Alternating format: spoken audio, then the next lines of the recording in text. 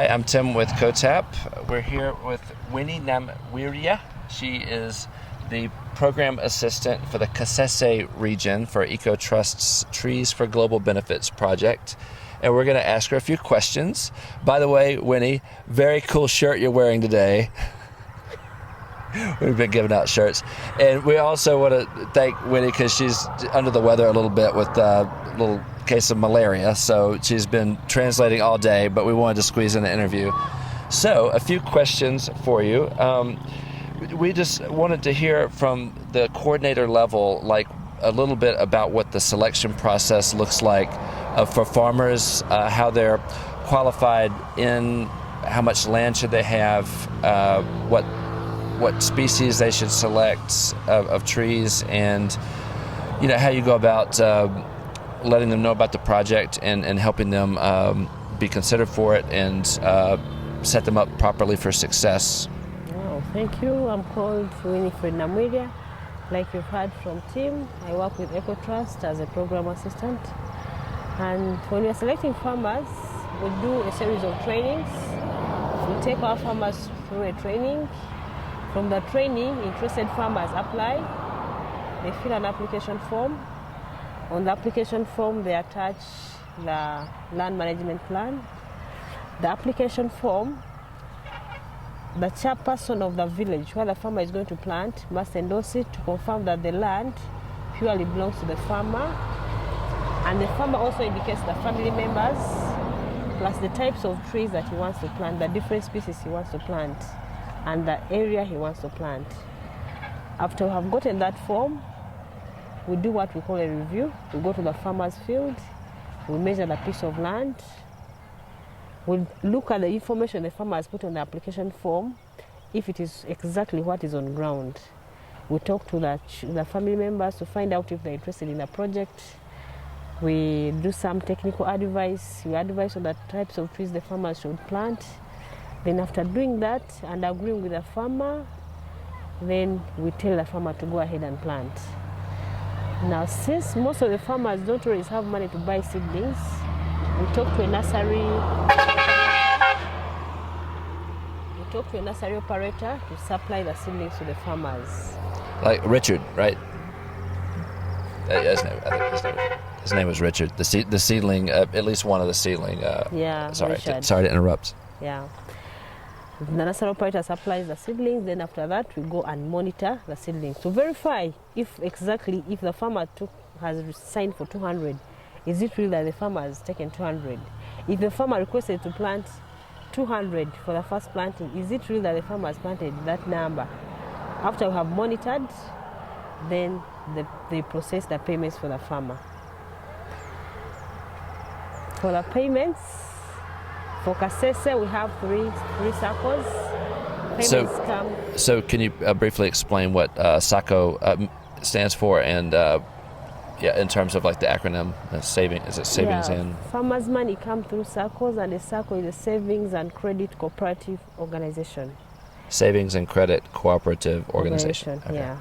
And in Kasese, we have 3 SACOs so far, which are handling TGB farmers. 100 farmers? Which are handling TGB farmers.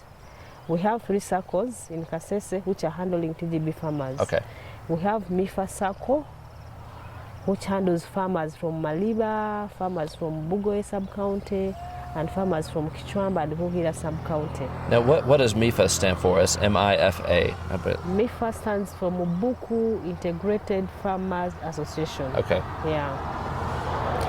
Then we also have another SACO, which is the Roni Conservation SACO, which also handles farmers from Bugoye sub-county and some others from Maliba sub-county. Then we have another SACO in Kilembe, which is the Kilembe Intercommunity SACO, which handles farmers from Kilembe sub-county and part of Bukoki sub-county. Okay. Yeah. So it sounds like there's quite a thorough application and qualification process. Yeah. And also what we learned when we were out in the field with you is that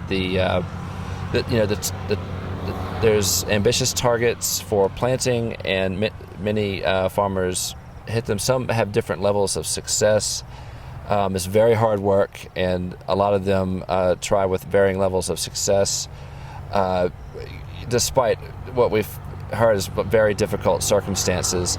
And the reasons for the survival rates of the seedlings are complex. And some of I'm wondering what you would say would be the top reasons for farmers not meeting their targets, when and where that happens, how Kasese is doing generally in terms of targets, and how that compares to other parts of the project and other regions. Thank you very much. I think in Kasese we're not doing so bad. By virtue of the weather, the Kasese weather is too hot. It's too hot. It is like you're lucky that you came when it was not hot, because it had just started raining. But survival, it would be around 75%. Around okay. 75%. At least 75% of the farmers meet their targets. Okay, Yeah. it's really, and it was really interesting to hear that, people who lived, just a kilometer away from each other.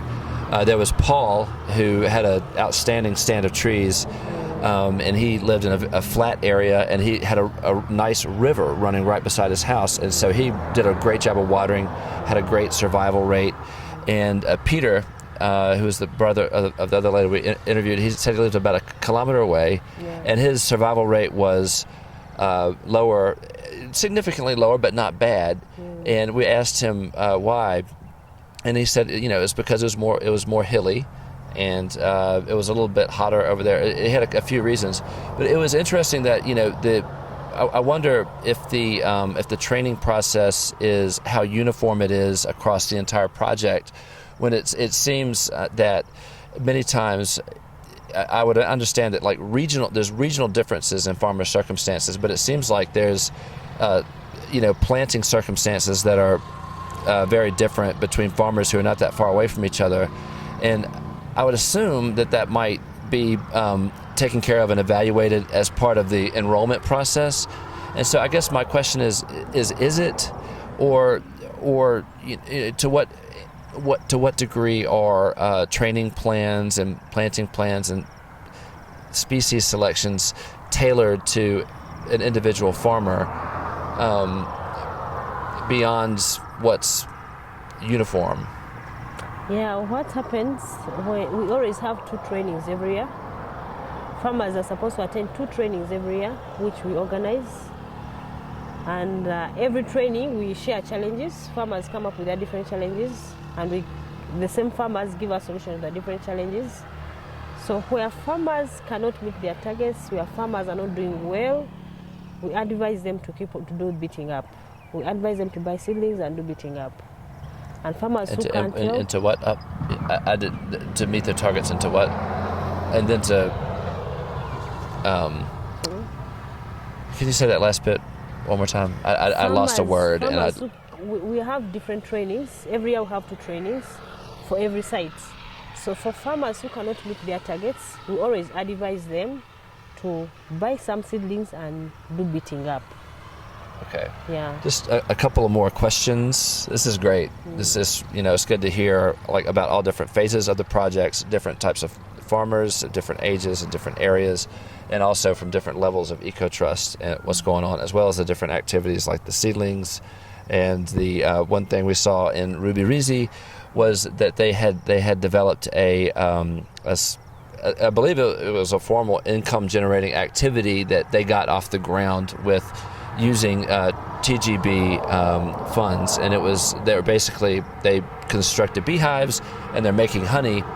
And then the feedback over in this area, the names are really hard. Yeah. But one of the ladies said, what she would improve with the project today. She said, well, it would be cool. I don't think she used the word cool, if there was more business training and stuff like that. And I was wondering, how does Ecotrust handle the presentation of opportunities for income generating activities? I know that one village's ability to do a certain thing might differ widely, but how are those opportunities evaluated in terms of what to present to your villages? Yes. So what happens? We have what we call the CCF fund. CCF fund. Yeah, CCF Okay. fund, the Community Carbon Fund.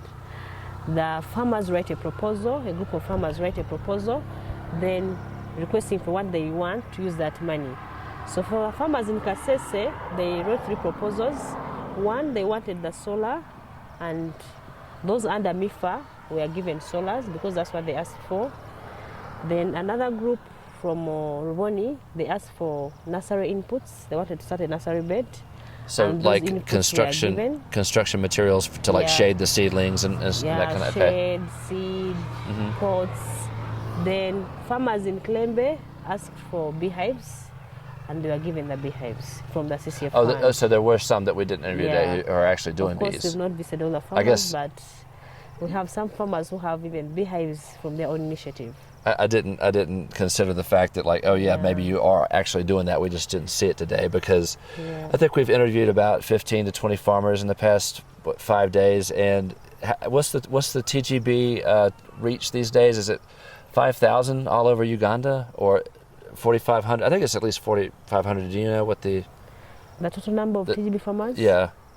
Wow, because in Kasese alone, we are 3,000. There are 3,500. There are 3,500 in Kasese alone. In Kasese, in Ushenyi, Greater Ushenyi, they're around 3,000. I think it should be coming to around 10,000 farmers. 10,000 on TGB. Well, we'll check that when we visit the head office tomorrow. Yeah, and